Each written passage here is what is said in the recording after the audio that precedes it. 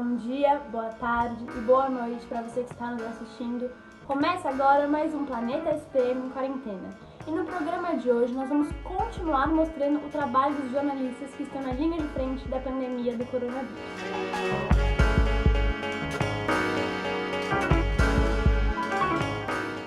Hoje nós vamos entrevistar o jornalista da agência Mural, Lucas Veloso. Ele vai contar detalhes sobre como tem sido para as famílias que moram nas regiões periféricas de São Paulo durante a pandemia. Mas antes da gente começar a nossa entrevista, bora conhecer um pouco mais sobre o nosso entrevistado.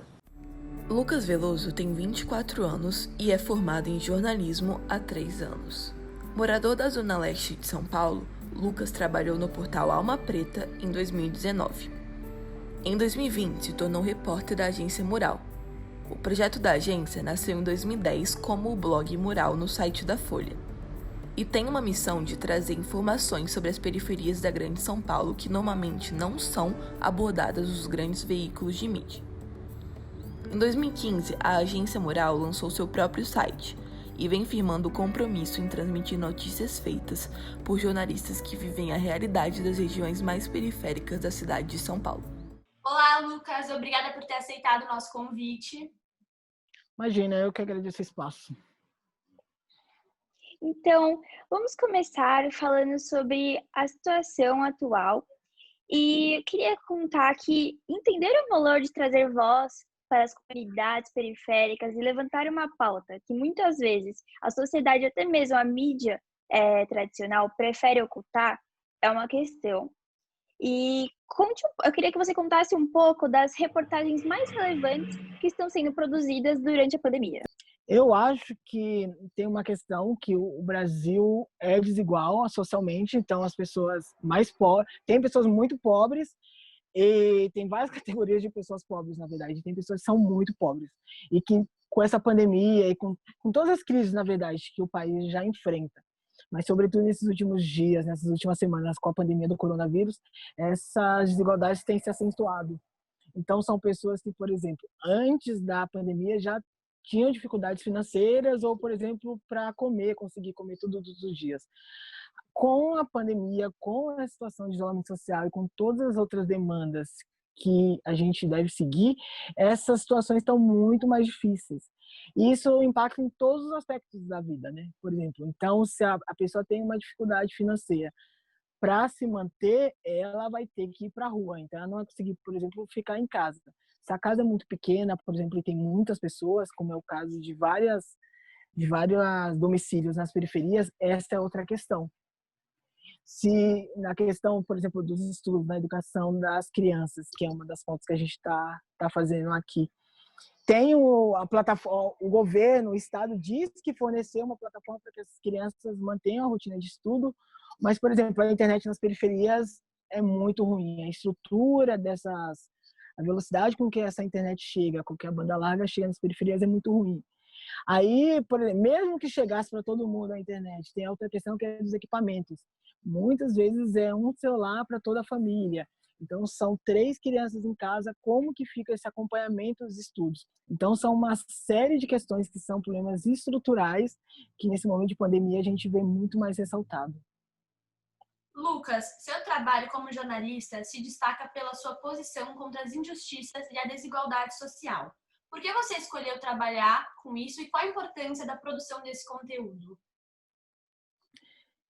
Eu acho que o jornalismo como um todo, uma das missões, se não é, deveria ser de todos os profissionais, é de fato combater essas desigualdades, quaisquer que sejam.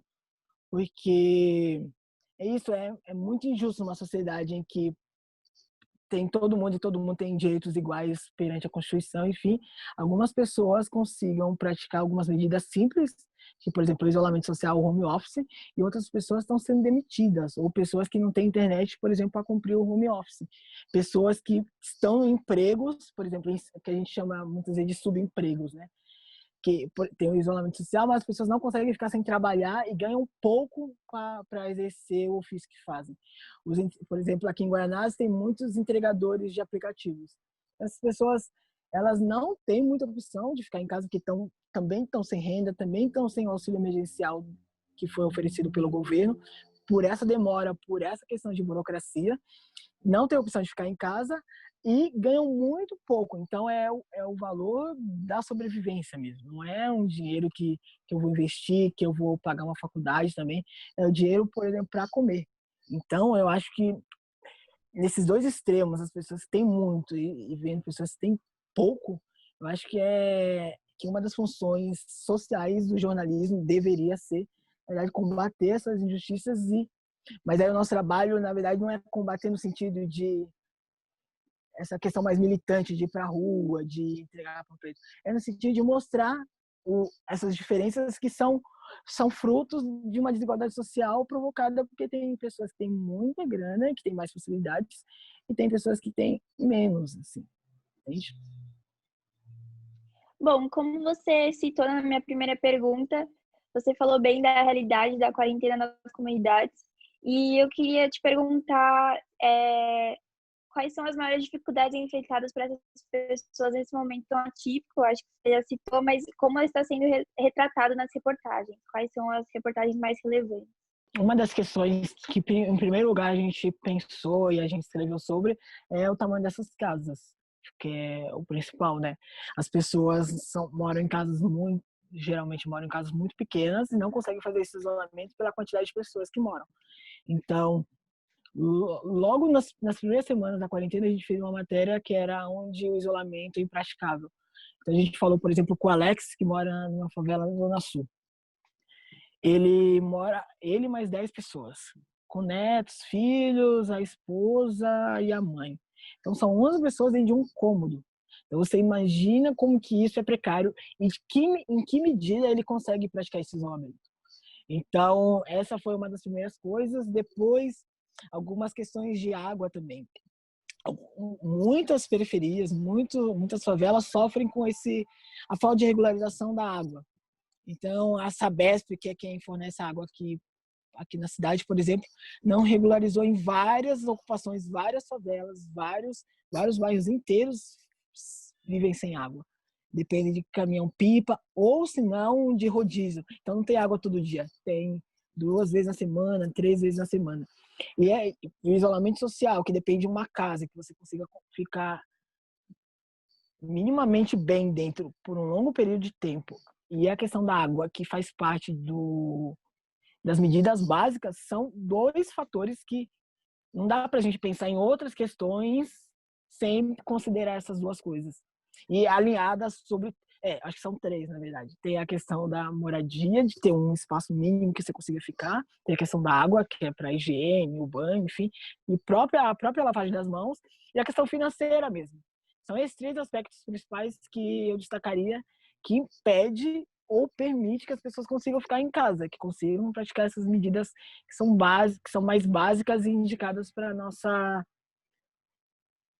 por melhor enfrentamento dessa pandemia. Lucas, a gente está vendo que as medidas de proteção contra o coronavírus são dadas de uma forma geral para a população. Você acha que falta comunicação e medidas direcionadas às periferias de São Paulo? Eu acho que falta esse modo de chegar no poder público, que eu acho que é um dever do poder público, mais do que todo mundo, de fazer que essas informações sejam eficientes para essas pessoas. Então, eu acho que tem todas essas medidas de segurança que a gente sabe, que a gente está cansado de ouvir, que é higienização das mãos, questão do isolamento social, da importância, mas eu acho que aí tem 2 questões. Uma é que muitas pessoas não têm opção de fazer isso, ou de atender essas demandas. Então, são pessoas que precisam do auxílio emergencial para poder ficar em casa. Então, se o Estado não resolver isso, a pessoa não vai conseguir ficar em casa. Aí, com essas situações, com essas questões resolvidas ou minimamente solucionadas, aí a gente parte para o plano B, que é como que eu vou comunicar isso, assim, da importância dessas outras medidas. Porque eu acho que não faz tanto sentido a gente dizer para uma pessoa que mora em um cômodo com 8, 10 pessoas que ela tem que ficar em casa, ela não vai conseguir. E querendo, é uma comunicação perdida, porque ela não vai ficar em casa. E as pessoas, é isso, assim. Acho que mais do que querer ou não fazer o distanciamento, o isolamento social, é a questão da falta de possibilidade que essas pessoas têm e que a gente precisa levar em conta. O Brasil tem uma série de questões que são estruturais e que permitem a desigualdade social e que nesses momentos estão muito mais intensificadas e que é essa massa de pessoas que moram, sobretudo, nesses subúrbios, nessas beiradas que a gente chama da cidade. Lucas, conta um pouco pra gente como está funcionando a produção de conteúdo da Agência Mural. A equipe está indo às ruas ou está todo mundo trabalhando de casa? A gente tem saído muito pouco, a orientação que a gente tem, a gente está trabalhando em regime home office, então quem consegue ficar em casa, está ficando em casa para trabalhar. Quem está mais saindo, quem está nessa rotina de ir para as ruas e conseguir as coisas, é o fotógrafo, o Léo Brito. Está fazendo as fotografias, está tirando os retratos que a gente precisa para ilustrar as reportagens. Ou quando ele está na rua, só que ele não consegue resolver alguma demanda para a gente, sei lá, se eu preciso ir na padaria, eu já tenho que sair de casa. Então eu aproveito para resolver todas as coisas que a gente tem para resolver. Então, se a gente está tocando pauta sobre moradia ou sobre questões de saúde, por exemplo, é a oportunidade que eu tenho de conseguir essas fontes, de falar com as pessoas mais rapidamente. Bom, segundo um levantamento realizado pela própria Agência Mural, no mês de abril, a letalidade da Covid-19 era 5 vezes maior do que a média do país inteiro. Como está sendo a conscientização sobre a pandemia nas periferias?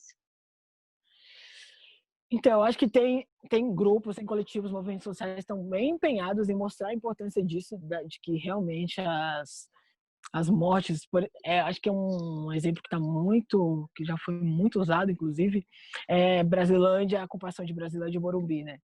Morumbi tem mais casos, é um bairro central, mas aonde mais se morre é na Brasilândia, que até semana passada não tinha um hospital para atender todas essas pessoas. Eu acho que esses movimentos coletivos e até alguns líderes religiosos estão muito empenhados em mostrar a importância de segurança, de proteção, de higiene. Mas, por outro lado, eu acho que a gente sempre tem o impeditivo dessa questão da desigualdade social. Que é isso, a gente vai falar para uma pessoa, você precisa ficar em casa, mas aí a casa da pessoa é pequena. Aí a gente vai falar para a pessoa, você precisa, a gente, enfim, enquanto autoridade de saúde, enquanto veículo de comunicação, você precisa higienizar os alimentos toda vez ou tomar um banho toda vez que sai para a rua e volta para casa.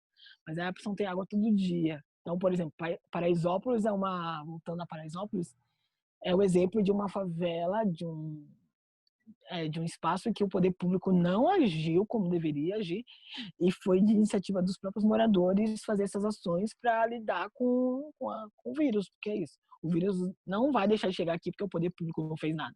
Ele vai chegar vitimizando muito mais pessoas do que ele vitimizaria se tivessem as medidas todas. Bom, Lucas, infelizmente o nosso tempo acabou. Foi um prazer ter você aqui com a gente. Muito obrigada por aceitar o nosso convite mais uma vez. E foi muito bom essa conversa. A gente conseguiu entender um pouco mais como está a situação nas periferias. Muito obrigada. Imagina, obrigada, Lucas. Parabéns pelo trabalho, viu?